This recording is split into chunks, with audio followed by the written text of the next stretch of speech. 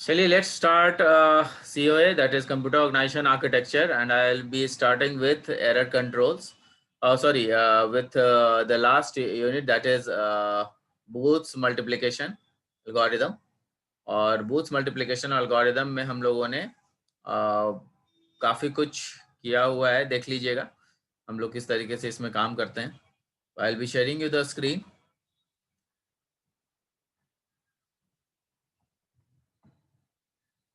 ये आपको Booth's multiplication दिख रहा होगा. So Booth's algorithm gives a procedure for multiplying binary integers. तो बाइनरी इंटीजर्स को किस तरीके से हम लोग मल्टीप्लाई करते हैं वो Booth's algorithm में हमें देखने को मिलता है. तो Booth's algorithm जानने से पहले हमें ये जानना होगा कि वंस कॉम्प्लीमेंट और टूज कॉम्प्लीमेंट क्या होता है. तो वंस कॉम्प्लीमेंट क्या होता है? वंस कॉम्प्लीमेंट में जो भी आपका बाइनरी नंबर्स है उसको अगर हम लोग इन्वर्ट कर देते हैं तो दैट बिकम्स वंस कॉम्प्लीमेंट. और उसी वंस कॉम्प्लीमेंट में अगर हम वन और जोड़ देते हैं, जो आंसर आया वंस कॉम्प्लीमेंट में उसमें अगर हम वन जोड़ देते हैं तो that gives you the two's complement. तो दिस इज द थिंग. तो ये चीज हमें पता है और ये चीज हमने करके भी आपको पहले दिखा चुका हूं मैं. तो Booth's algorithm gives a procedure for multiplying binary integers in signed twos complements. तो signed twos complement representation होते हैं, उसमें जो है आपका Booth's algorithm उसी पे काम होता है. तो ये देखिएगा, the algorithm was invented by Andrew Donald booth, इसीलिए इसका नाम है बूथ एल्गोरिदम. 1950 में ये बना था. Why doing research on crystallography. तो क्रिस्टलोग्राफी पर जब रिसर्च चल रही थी तो उस समय उन्होंने ये चीज़ें हमें दी थी. और ये जो है लंदन में हुआ था, that is Birkbeck College of Bloomsbury, London. Both used desk calculators. तो उसने क्या किया था उस समय? डेस्क कैलकुलेटर्स को यूज किया था. That were faster at shifting. तो वो फास्ट थे और एडिंग करने में आसान थे. Faster at shifting than adding. And created the algorithm to increase their speed. उसके बाद जो है कई बार जो है क्रिएट किया गया एल्गोरिदम को ताकि उसका स्पीड इंक्रीज हो. Booth's algorithm examines adjacent pairs. तो Booth's algorithm जो है वो क्या हुआ? Booth's algorithm जो है वो क्या करता है कि Booth's algorithm एग्जामिन करता है. Booth's algorithm examines adjacent pairs. तो adjacent pairs में जो है एग्जामिन करता है. Booth algorithms examines adjacent pairs of bits of n bits multiply q in sign 2's complement representation including implicit bit below the least significant bit. Booth's algorithm performs fewer addition and subtraction that the normal multiplication algorithm. तो ये जो है जो भी normally जो किया जाता है वही चीज़ यहाँ पर है, लेकिन उसमें थोड़ा सा चेंजेस है. अब समझिए कि एक एग्जाम्पल लीजिए जो कि मैंने यहाँ पे लिया हुआ है एग्जाम्पल. अब यहाँ पे जो एग्जाम्पल है उस एग्जाम्पल को देखिएगा. ये जो मल्टीप्लायर है आपका, ये यहाँ पे दो चीज़ें हैं, मल्टीप्लायर और मल्टीप्लिकेंट. तो यहाँ पर हम लोगों ने क्या किया है, यहाँ पे मल्टीप्लायर है. मल्टीप्लायर क्या होता है? तो मल्टीप्लायर क्या होता है कि मल्टीप्लायर को हम लोग क्या करते हैं कि वो जिससे मल्टीप्लाई किया गया, ठीक है ना, जिससे मल्टीप्लाई किया जा रहा है उसको हम लोग मल्टीप्लायर बोलते हैं. तो उसमें हम लोग क्या करते हैं कि एक एक्स्ट्रा बिट ऐड कर देते हैं 0. ये जो आपका मल्टीप्लायर है वो तो है ही है, एक एक्स्ट्रा बिट यहाँ पे 0 है. मल्टीप्लिकेंट ये है आपका जिसमें कि मल्टीप्लाई करना है, और इसका हम लोग टूज कॉम्प्लीमेंट निकाल लेते हैं. तो टूज कॉम्प्लीमेंट कैसे निकालते हैं? आप पहले इसको इन्वर्ट करेंगे तो 1 0 1 1 और ये 0 0 आएगा. और उसमें जब आप 1 जोड़ देंगे तो आपका टूज कॉम्प्लीमेंट आ जाएगा. तो इसको इन्वर्ट कर देंगे पहले, और उसके बाद फिर 1 जब आप टूज कॉम्प्लीमेंट निकालेंगे तो उसका 1 0 1 1 0 यहाँ तक तो सेम ही रहेगा, और ये 1 लास्ट में जुट जाएगा. तो दैट बिकम्स टूज कॉम्प्लीमेंट. ठीक है. अब जो है इसका क्या करते हैं हम लोग कि मल्टीप्लायर है और मल्टीप्लिकेंट है, इन दोनों को जो है हम लोग क्या करते हैं, इसको मल्टीप्लाई करते हैं. तो रिकॉर्डेड यहाँ पे जो रिकॉर्डेड मल्टीप्लायर है वो आपको यहाँ पे लेना होगा। तो रिकॉर्डेड मल्टीप्लायर क्या होता है? तो रिकॉर्डेड मल्टीप्लायर हमने क्या किया था कि 0 0 0 लिया था, 1 1 0 0 और एक लास्ट में 0 ऐड किया था हमने, है ना। तो ये मल्टीप्लायर था हमारा। तो ये जो 0 है वो इस तरीके से हम लोग यहाँ पे लिए हैं कि आपका जो 0 होगा वो किसी न किसी हालत में जब भी आप देखेंगे तो आपका ये मल्टीप्लायर इसी मल्टीप्लिकेंट से, ये वाला जो आपने लास्ट में लिया था मल्टीप्लिकेंट जो शुरू में था, उसी पर ये काउंट होगा। तो ये मल्टीप्लिकेंट यहाँ पर हमने लिख दिया है, सेम मल्टीप्लिकेंट है। ये वाला मल्टीप्लिकेंट जो है 0 1 0 0 1 1, ये यहाँ पे हमने लिखा है।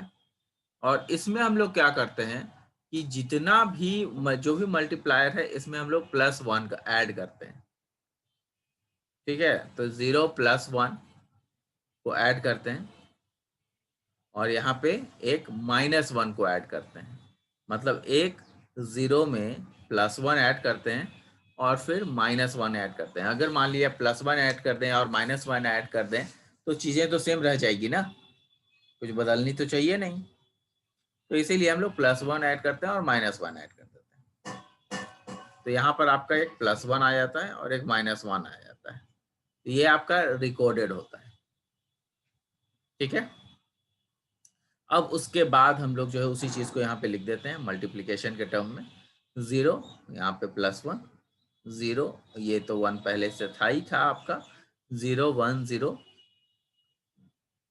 1 -1 लिख देंगे, जो यहाँ पे प्लस जो 1 था उसको +1 और जो एक माइनस था और वो प्लस था उसको -1 कर दिया। तो ये 0 0 हो गया। अब उसके बाद सिंपली मल्टीप्लाई करेंगे, तो सभी नंबर को 0 से अगर मल्टीप्लाई करेंगे तो ये 0 आएगा। लेकिन इसको हम लोग क्या लेते हैं 1 2, इसको हम लोग 16 बिट तक लेते हैं। 1 2 3 4 5 6 7 8 और 4 बिट एक्स्ट्रा लेते हैं हम लोग, मतलब 12 बिट तक लेते हैं। 8 बिट और 4 बिट, तो 12 बिट हो जाता है। उसी तरीके से नेक्स्ट फिर 0 से मल्टीप्लाई करेंगे इस पर्टिकुलर नंबर को, तो क्या आ जाएगा, ये जो 0 है उसको फिर से मल्टीप्लाई करें तो फिर पूरा में 0 आ जाएगा। 12 बिट तक लेते हैं। उसके बाद -1 से मल्टीप्लाई करेंगे तो 1 1 और 1 1 1 1 1 फिर 1 होना चाहिए, तो 1 1 का जो आपका कैरी है वो कैरी आ जाएगा, तो 1 1 1 0 में चेंज हो जाएगा। फिर यहाँ पर आपका 1 0 0 हो जाएगा, तो कैरी 1 रहेगा तो यहाँ पे आ जाएगा। और उसके बाद फिर आपका 1 × 1 करेंगे तो ये आ जाएगा। और उसी तरीके से लास्ट में यहाँ पर जो आपका है वो याद रखिएगा कि जितने भी 0 होंगे उसमें तो सिंपल 0 हो जाएगा, लेकिन जब हम लोग 1 से मल्टीप्लाई करेंगे तो जो मल्टीप्लिकेशन के बाद, ये जितना मल्टीप्लिकेशन के बाद आएगा उस मल्टीप्लिकेशन के बाद जितने भी बिट बचेंगे सब में 1 1 डाल देंगे हम लोग, क्योंकि 1 से हम लोग मल्टीप्लाई कर रहे हैं। फिर 0 से मल्टीप्लाई करेंगे तो 0 0 0 0 ही हो जाएगा। फिर 1 से जब मल्टीप्लाई करेंगे तो 1 1 1 1 आएगा। और उसके बाद उसमें क्या करेंगे कि हम लोग जो लास्ट में जो 0 आ रहा है उसको, चूंकि हम लोगों ने +1 किया था और जब -1 करेंगे तो 4 1 डालेंगे, और जब +1 रहेगा तब उसमें हम लोग कुछ नहीं डालेंगे। तो यहाँ पे +1 ही है, तो यहाँ पे हम लोग 0 0 0 ही लिखेंगे और इसके बाद फिर इसको क्या करेंगे, एडिशन कर देंगे। ये ध्यान रखते हुए कि किस में कैरी आ रहा है और किस में कैरी नहीं आ रहा है। तो इस तरीके से बूस्ट मल्टीप्लिकेशन काम करता है। और इसका मैं आपको ये एल्गोरिदम है, इस एल्गोरिदम को आप लोग ध्यान रखिएगा। ये एल्गोरिदम बहुत इंपॉर्टेंट है। यही एल्गोरिदम पूछा जाता है कि किस तरीके से आखिर बूस्ट मल्टीप्लिकेशन काम करता है। तो इस एल्गोरिदम को जरूर ध्यान में रखें और इसका आप लोग स्क्रीनशॉट भी ले लें। ये एल्गोरिदम काफी इंपॉर्टेंट है और इसको जो है आप लोग ध्यान रखिए किस तरीके से इसको करना है। तो आई होप कि ये आपको बूस्ट एल्गोरिदम समझ में आ गया होगा। और इसमें जो है ये जो एल्गोरिदम है इसको देख लीजिएगा। इसमें क्या करते हैं हम लोग, m मल्टीप्लिकेंट है, q मल्टीप्लायर है। जिस तरीके से वहाँ हमने किया था, a को ले लिया, q को ले लिया और यहाँ पे हम लोग Q0 और Q0 और Q1, मतलब कि Q0 और Q1, यहाँ पे Q1 है और Q0, दोनों को हम लोग चेक कर रहे हैं। ठीक है, अब उसमें चेक करें कि A की वैल्यू क्या आएगी A माइनस एम करने पर, और A की वैल्यू क्या आएगी A प्लस एम करने पर। क्यों कर रहे हैं? क्योंकि हम लोग वहाँ पे +1 और -1 दोनों किए हैं, उसके लिए हम लोग यहाँ पे चेक कर रहे हैं कि आखिर ये दोनों क्या रिजल्ट देता है। तो वो जो रिजल्ट देता है वो दोनों अरिथमेटिक शिफ्ट के कारण ऐसा होता है, और वो अरिथमेटिक शिफ्ट जो है हम लोग राइट करते हैं तो Q1 देगा, Q1 देगा, और उसके बाद काउंट जो है वो काउंट -1 हो जाएगा। तो तब तक ये चलता रहेगा जब तक कि वो पूरा मल्टीप्लिकेशन कर नहीं लेता है।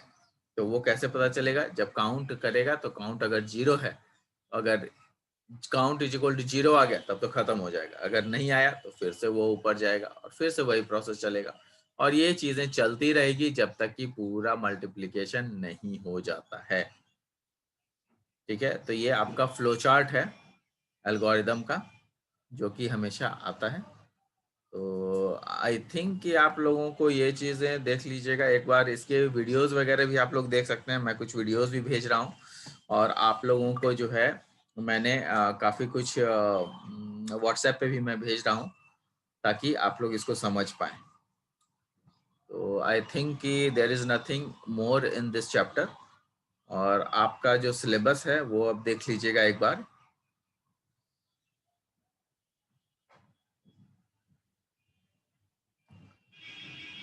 ये देखिए, आप लोगों का को मैं शो कर दे रहा हूँ जो सिलेबस है आपका 3rd सेमेस्टर में,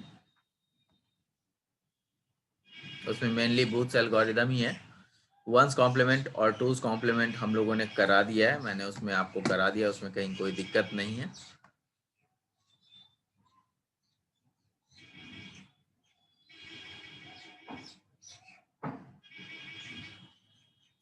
ये देखिए, कंप्यूटर आर्किटेक्चर ऑर्गेनाइजेशन में आप लोगों को मैंने काफ़ी कुछ कराया हुआ है।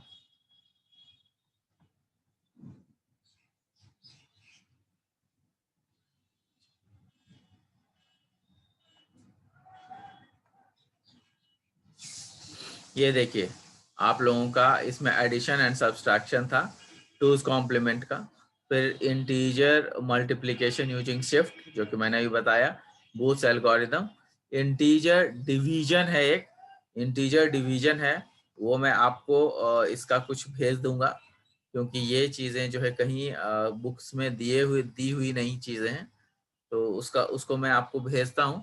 और floating point representation of arithmetic algorithm, ये फ्लोटिंग पॉइंट कैसे रिप्रेजेंट करते हैं फ्लोट को, वो बताया गया है कि अरिथमेटिक एल्गोरिदम से फ्लोट कितना, तो फ्लोट जो है बेसिकली आपका 4 बाइट्स जगह लेता है। तो वो चीज़ है यहाँ पे जो कि आप लोग पढ़े होंगे सी में, तो ये सी में आप लोगों ने खत्म किया होगा floating point representation of arithmetic algorithm. Anyways, ये दोनों की चीजें मैं आप लोगों को भेज दूंगा, आपके व्हाट्सएप पे चला जाएगा। और जो बूथ्स एल्गोरिदम है वो आप लोग ढंग से कर लीजिएगा, जो मैंने बताया है, इसकी भी मैं कुछ जो मेरे पास अवेलेबिलिटी है वो मैं भेज देता हूँ, और आप लोग इसका स्क्रीनशॉट ले लें, जो मैंने आपको बताया है इसका आप लोग स्क्रीनशॉट ले लें, आप लोग इसको पढ़ें, देखें कि किस तरीके से ये काम करता है, और उसके बाद जो है हम लोग नेक्स्ट क्लास में मिलेंगे, और जितने भी प्रॉब्लम्स हैं वो प्रॉब्लम्स क्लास होगा, और उसमें प्रॉब्लम्स को हम लोग फाइंड आउट करेंगे कि क्या क्या प्रॉब्लम्स उसमें हैं, उसको शॉर्ट आउट करेंगे। तो शुरू से लेकर के अंत तक जितना भी पढ़ना है पढ़ लीजिए, और एक प्रॉब्लम क्लास जो है हम लोग रखेंगे जिसमें कि प्रॉब्लम सॉर्ट आउट करेंगे, और ये क्लास जो है कब होगा? ये संडे को क्लास होगी। ठीक है, तो नेक्स्ट संडे तक आपके पास टाइम है, आपको जितना कुछ पढ़ना है पढ़ लीजिए, कुछ प्रॉब्लम होता है तो वो हम लोग करेंगे, और कुछ क्वेश्चंस भी मैं लाऊंगा उस दिन, और उसको भी हम लोग कंप्लीट करेंगे। तो this is all about the class. Thank you, thanks a lot you, and I'll be meeting in the problem class with you on this particular subject, that is COA.